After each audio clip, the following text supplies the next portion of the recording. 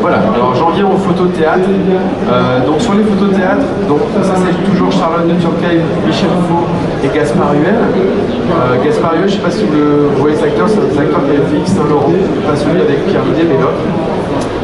Donc dans les photos au théâtre, la difficulté c'est qu'en général, les gens veulent des photos plein face. Là encore une fois, à vous à proposer aux producteurs de théâtre des photos qui changent un petit peu. Donc là par exemple pour faire ces photos-là, je me suis mis au balcon, par exemple. Au balcon et au téléobjectif. Voilà. Donc du coup, n'hésitez pas pour le théâtre, c'est un petit peu différent du cinéma, puisqu'au théâtre en général pour faire des photos, on fait ce que l'on appelle une générale.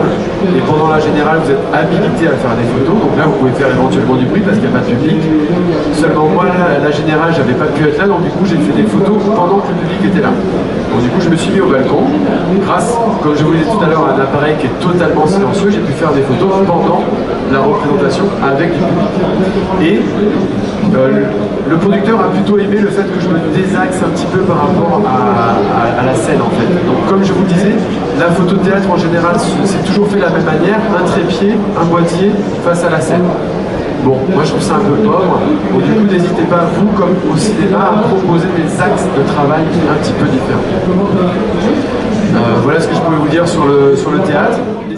À regarder quand on a une photo et donc celle-là, j'ai appuyé à côté. Et quand je suis revenu, donc sur les planches contact, je me suis aperçu qu'il y avait cette photo qui était à l'erreur. En fait, une photo, ça part d'une idée bien précise. Au moins une idée, une intention. Si vous faites la photo comme ça, voilà, une photo c'est une histoire, une photo c'est... Vous partez avec une idée et...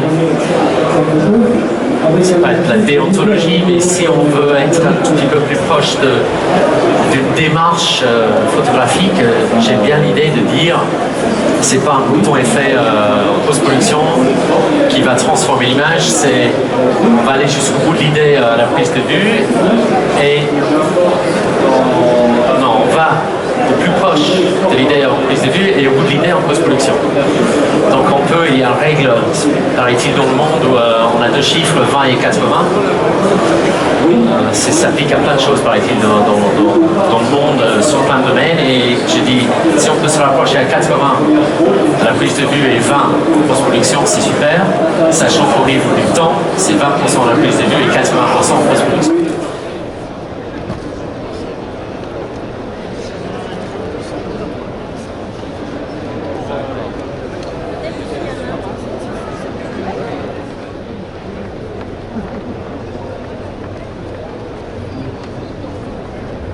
Avec cette fois-ci de la diapositive couleur, de la Fujivelvia, pardon.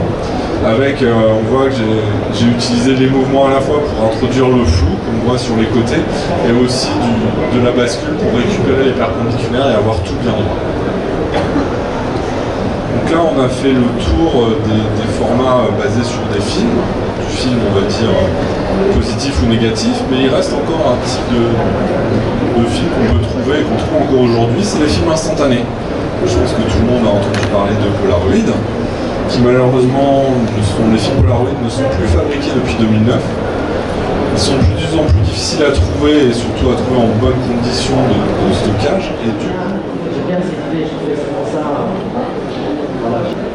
Qu'est-ce que déjà vous avez l'intention de départ? Mais il y a une différence, je pense, avec moi.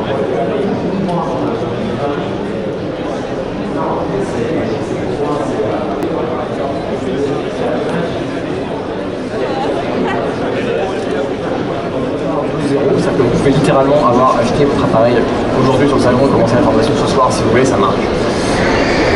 Et je vous emmène jusqu'au stade de ce que j'appelle un photographe accompli, donc c'est-à-dire quelqu'un qui est à l'aise avec son appareil, pour lequel c'est devenu une extension de son œil en quelque sorte, et qui peut se faire plaisir en photographie. C'est beaucoup de notion de plaisir, hein. Je le dis souvent, c'est dans mon guide. Je pense qu'on est avant tout là pour se faire plaisir et pas faire de technique pour la technique. Donc l'idée c'est de vous rendre indépendant et que vous soyez capable ensuite de progresser tout seul. Donc évidemment vous n'êtes pas pro à la fin de la formation de 7 mois, ça n'a pas de sens, mais vous avez toutes les clés en main pour le devenir.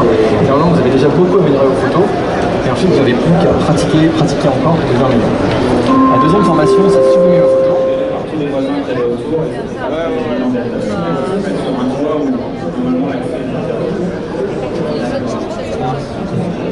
l'élection, j'ai toujours sur moi vraiment prêt à ajouter, c'est le 14-24 de chez Nikon, qui est vraiment un optique parfait pour ce type de choses. Voilà, c'est un grand angle très lumineux et vraiment qui a un pic extraordinaire. C'est vraiment une optique préférée. Après, je n'arrive pas trop d'optique fixe sur ce qui est du live, parce que ça va très vite, on n'a pas forcément le temps de focaliser. Vraiment, si on a du temps, peut-être sur des détails et tout ça. Mais après, sinon, ça va être du 70-200 sur des grands espaces pour vraiment voir le budget. Et sinon, c'est vraiment le 14-24.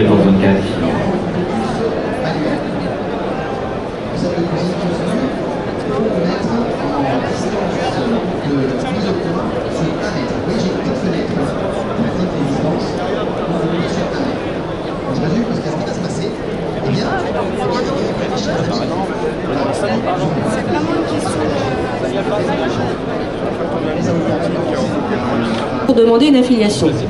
Première controverse, est-ce qu'on est obligé de demander l'affiliation? Qu'est-ce qui se passe si, par exemple, comme moi, qui ai déjà une activité où je paye des charges sociales, mais plein pot côté avocate, j'ai pas forcément envie d'aller payer des charges sociales plus importantes, parce que quand on est affilié, elles sont plus importantes. Qu'est-ce qui se passe? Est-ce que j'ai le droit de rester assujetti plus longtemps? Alors, il y a quelques années, la GSA ne se prononçait pas dessus. Maintenant, la GSA, quand on leur pose la question, dit oui, oui, c'est obligatoire. Et chaque année, je reçois une lettre me disant vous avez gagné autant, vous êtes obligé de vous affilier. Chaque année, je leur réponds en disant très bien, je m'affilierai dans la minute où vous me direz sur base de quelle disposition légale. Et chaque année, j'ai un grand silence en réponse et puis ça recommence l'année d'après. Pourquoi? Parce qu'il n'y a pas dans la loi d'obligation de s'affilier. Si on est affilié, on dépend obligatoirement de la GSA, blablabla, mais il n'y a aucune sanction. Quand on ne s'affilie pas, il n'y a pas de sanction. C'est pour ça que des tas et des tas, enfin des centaines ou des milliers de photographes restent assujettis pendant des années et des années. C'est un peu plus lourd parce qu'ils sont obligés de supporter ce système de précompte, mais en même temps, ils ont des charges sociales qui sont beaucoup moins importantes, de manière pour l'instant tout à fait légale. Je ne dis pas que ça ne va pas changer, je veux dire que pour l'instant c'est comme ça. D'accord? Avec évidemment une contrepartie, c'est qu'il ne faut pas croire qu'avec 9%, 9,4% de charges sociales, on est couvert. Avec 9,4% de charges sociales, on paye juste les CSG, CRDS, etc. Mais on n'est pas couvert, on n'a pas de couverture maladie. Donc si je reprends mon exemple qui permet de bien comprendre, ma couverture maladie, je la paye du côté avocate.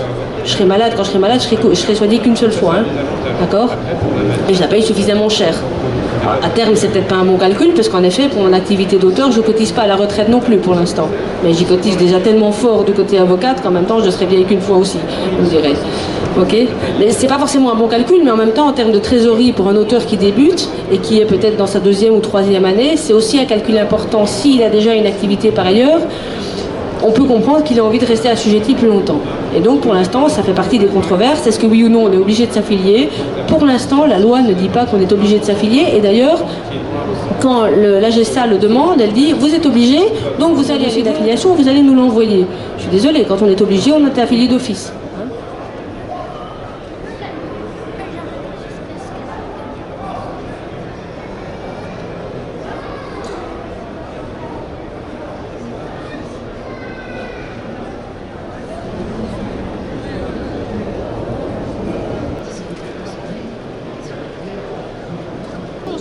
Voilà.